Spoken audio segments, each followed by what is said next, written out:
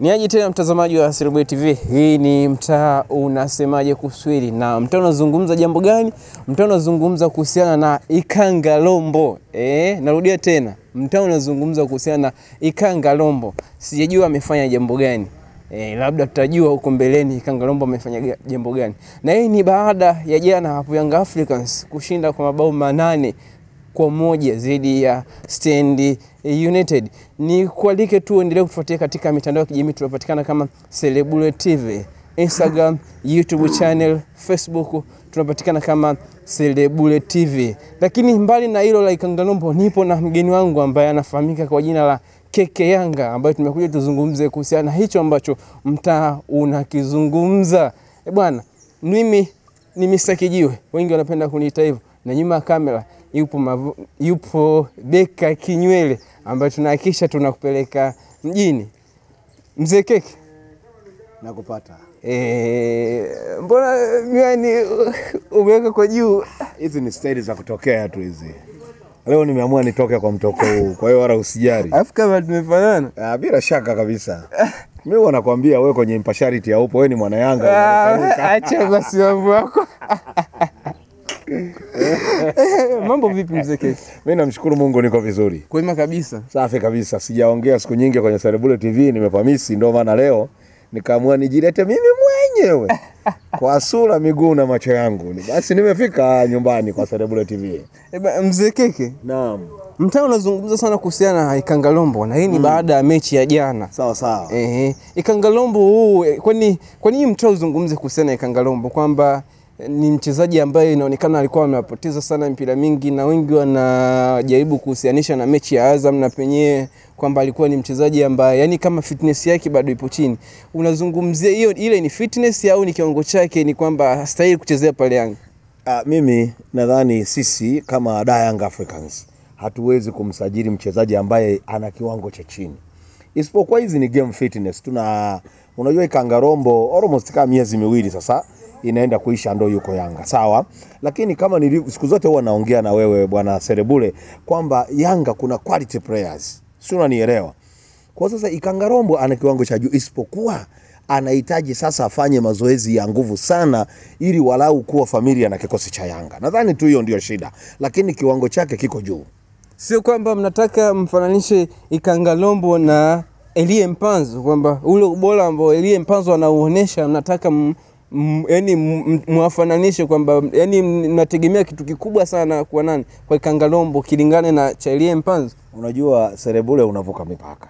Sawa sawa Kwa sababu mimi na wewe tunaongea habari za Ikangalombo. Sasa unaponiletea habari za Mpanzu, kwa kweli unanikosea heshima. Kwa sababu hizo comparison zinatoka wapi? Unanikosea heshima. Tuongee habari ya Ikangalombo kwamba kiwango chake kimekaaje, na kwa nini aidha anashuka kiwango, na ni nini anachopaswa sasa akifanye ili arudi kwenye kile kiwango chake cha awali. Lakini unaponiambia habari za Elie Mpanzu, yani unanipotezea tempa ya kuongea leo katika media yako. Mimi nikafikiri kuwa labda ambacho kinafanya labda watu wanamzungumza sana Ikangalombo, labda ni kwamba wana matumaini makubwa sana, wanatamani labda aoneshe kama kile ambacho Elie Mpanzu anakionyesha. Unajua viwango vya kucheza lazima vitofautiane. Ndio najua. Si unanielewa? Unaweza ukawa popular sana kwenye game, sawa, lakini baadhi ya game zikakukataa. Mfano jana nimesikitika na kushangaa hii game ya Barcelona na Dortmund. Ndiyo. Yani sikutarajia mpaka nikaona kina Lamine Yamal jana wamepumzika, mpaka wameomba sabu. Imanake ile game intensity ilikuwa ni kubwa. Si unanielewa? Mpaka wachezaji wa Barcelona wanaomba mpira uishe. Manake mziki wa Dortmund ulikuwa ni wa hali ya juu. Kwa hiyo hivi vitu bwana Serebule, mimi nikutoe mashaka ni kwamba Mpanzu sawa, ana attempt vizuri na anafika golini kwa wakati ule anaoona yeye mwenyewe inafaa, alafu ana decision, ana speed na anaweza kudecide kile kitu ambacho yeye mwenyewe anakiona kwamba kinaweza kuleta madhara. Si ndio hivyo? Ndio. Ikangalombo ni mchezaji mzuri, isipokuwa tu yani kitu ambacho mimi nakiongea kwa Ikangalombo ni kwamba hajajifamiliarize. Anaitwaje? Anaitwa Ikangalombo. Hajajifamiliarize. Si unaona na kile kikosi cha Yanga. Lakini oro ni kwamba aongeze juhudi, afanye mazoezi, lakini pia afuate kile anachoambiwa na mwalimu wake. Atakuja kurudi tu. Naam. Wengine wanaenda ambao wanasema kama ni panga likitaka kupita pale Yanga, kwa maana kama anataka kuboresha kikosi chao kwa ajili ya michuano ya kimataifa ya msimu ujao, basi wanaanza na Ikangalombo. Unafikiri Ikangalombo anatakiwa kuvumiliwa au ndo wakati sahihi kwamba asepe tu ana kiwango cha kuchezea Yanga? Mimi Ikangalombo sina mashaka naye. Sina mashaka naye kabisa. Nadhani ile mechi ya jana umeona assist 4 zilikuwa assist za magoli 4 zilikuwa za kwake. Sawa sawa. Kwa hiyo mimi nina imani kabisa. Sasa mimi nadhani tutumie tu hata mfano. Nadhani tutumie hata mfano wa Yesu sasa. Kwamba watumishi waliona sasa Bwana wa mavuno aliwaambia mti huu haujazaa matunda tangu umekuwepo. Mnaonaje tukiukata? Lakini wale watumishi walimshawishi bwana wao kwamba hebu tuachie muda. Tuachie muda, tuweke mbolea, tumwagilie maji vizuri, tuweke na chumvi. Kwa wachezaji utazaa matunda. Kwa wachezaji wa kigeni unaona bwana mwandishi, mbona unakuwa na maswali mengi unaninyima space mwandishi vipi? Wale watumishi wakaumwagilia maji, wakauwekea mbolea, mti ukazaa matunda. Kwa hiyo Ikangalombo tumpe muda. Mimi nina imani naye. Mzee Keke. Naam. Hii ni yule mchezaji wa kigeni kwa maana ni nafasi ambazo zina limitation. Unaona kabisa kama Yanga wanataka labda waongeze quality kwenye kikosi chao. Sasa kwa nini waendelee kumpa muda wakati kuna uwezekano wa kumtoa na kuleta mchezaji mwingine? Kwani mwandishi hilo wewe umelisikia wapi? Au umelipata wapi? Sisi Young Africans ndio tunapaswa tukope hizo nyeti. Wewe hizo umezipata wapi? Basi tutoke kwa Ikangalombo. Jana mmeshinda chuma 8 kwa 1. Tumeona Aziziki. Sasa hapo ndio umefika penyewe sasa. Twende. Aziziki kapiga chuma 4. Kweli unaona kweli Aziziki ndo baada ya kutoka kwenye majeraha na kwenye umeona kweli Aziziki baada ya kutoka kwenye majeraha ndo kwamba gari limewaka au vipi? Yaani unajua kitu ninachosema. Yaani Aziziki ndiye aliyekuwa anacheza jana, sio shemeji.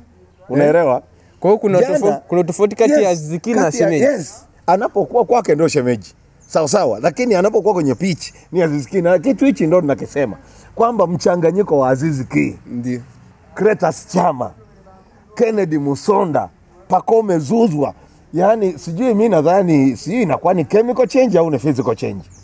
Mimi nadhani hii tuifanye iwe chemical change. Yaani tunapowahiti hawa watu tupate zao la kuwahiti lilete sodium hydroxide. Yani ile ambayo kwani wana ubora gani Mzee Keke? Wewe tulia bwana niongee. Hivi wewe mwandishi vipi mbona unaninterfere?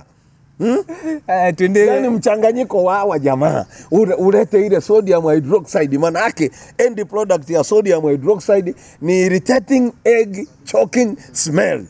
Ndo nini Mzee Keke? Yani lile zao la mwisho la ile kitu ni mnuko fulani wa yaiviza ambalo ukikutana na wapinzani wanakimbia kama kawaida. Kwa hiyo Mzee Keke, kwa tafsiri hiyo kwani nini ambacho kilikuwa ni bora sana jana kwa Yanga? Yaani kwa kweli jana au mpinzani ndio mmepiga bomu actually mnajisifu mmeona? Naomba nisikilize. Mpinzani yule mpaka akaja manaka alikuwa vizuri kwa Federation Cup. Lakini kiwango chake na madaraja na Yanga ni tofauti kabisa Mzee Keke. Kwani kiwango cha Mbeya City na Simba kinalingana au kinafanana kwa madaraja? Vinatofautiana, lakini ukiangalia hata kwenye championship Mbeya City yupo mbele ya stendi. Sasa unajua nini? Unajua mimi nashangaa. Sijui waandishi wa habari huwa mnasomea kuuliza maswali. Maana mimi nasikitika na kushangaa. Kila unapoongea unailinganisha Simba na Yanga. Huyo ndio mpinzani wako mkubwa. Yanga ni timu kubwa, usilinganishe na hao tia maji. Sasa ni timu kubwa ambayo siku zote nini? Kama ni kombe la shirikisho sisi tumefika finali. Hao tia maji wako ndo bado wako nusu finali. Kwa hiyo sisi usitulinganishe na hao vijana wadogo.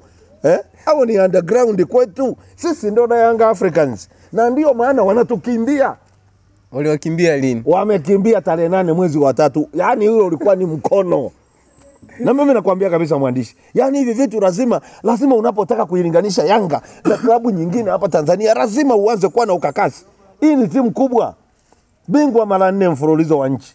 Kwani Simba wakuchukua bingwa mara 4 mfululizo? Hizo ni historia. Na nyinyi ni historia. Hizo habari za museums, sijui ni maeneo yaliyoandaliwa kwa ajili ya matukio ya kihistoria, achana nazo. Sasa hivi tunaenda na vitu ambavyo ni mbashara. Haya mzee Keke, tusiende mbali. Ubingwa huu hapa. Naomba twende mbali, tusibaki karibu. Ubingwa huu hapa wanasema njia nyeupe.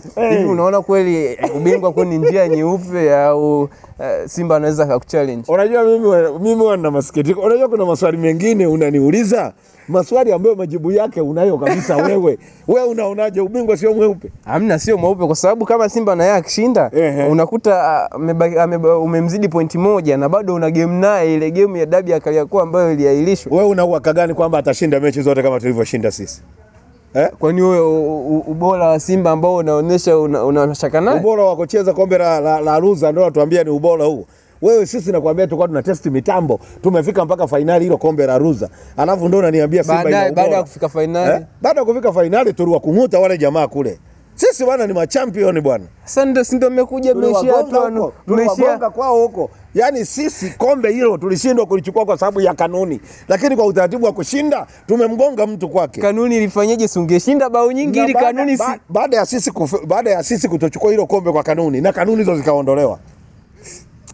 Kwa hiyo sisi bwana ni timu. Yaani mimi mpaka nashindwa kusema yani hii klabu ya Yanga, I love Yanga. I love Yanga so much. Na ndio maana ukiniuliza mimi Martin Keke, how is it about Yanga, nakwambia Yanga bingwa. Bwana, hayo ni maneno ya mzee Keke, anasema Yanga bingwa. Sio maneno yangu, ni maneno ya mzee Keke Yanga. Na lazima yawe na kwangu. Nikumbusha tu kwamba ndio kutufuatia katika mitandao ya kijamii, tunapatikana kama Celebule TV, Instagram, YouTube channel na Facebook pia. Tunapatikana kama Celebule TV. Mimi ni Mr. Kijiwe. Wengi wanapenda kuniita hivyo. Na nyuma ya kamera alikuwepo Beka Kinywele ambao tumehakikisha tunakupeleka mjini. Na mgeni wangu alikuwa ni Keke Yanga. Na mimi ni Martin Keke Yanga. Hadi wakati mwingine. Asante na kweli.